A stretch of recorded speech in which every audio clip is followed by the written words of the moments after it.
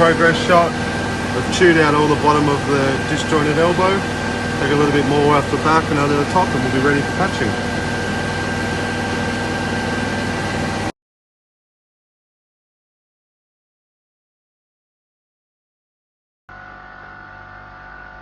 Packer inflating on dislodged bend.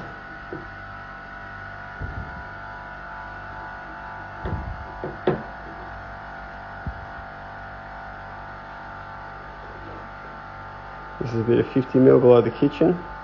Drop it into 100. Okay, looking up at the kitchen, little dags of resin there.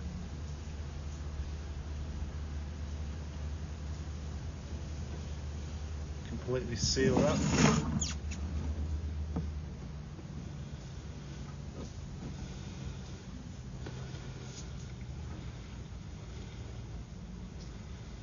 Beautiful result. If you like this video, give it a big thumbs up and subscribe to our channel.